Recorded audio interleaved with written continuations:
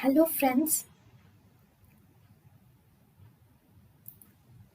welcome to Creative Medicine. In this lecture, we will learn about Question. Most recent advance in non-invasive cardiac output monitoring is the use of. How are you going to monitor the cardiac output non-invasively?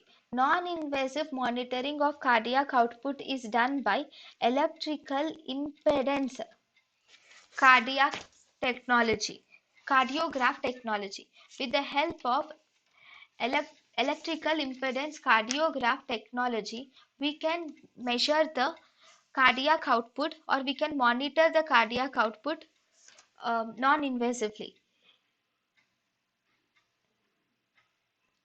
Electrical impedance cardiograph technology is used to measure the cardiac output non-invasively. thank you and thank you for watching.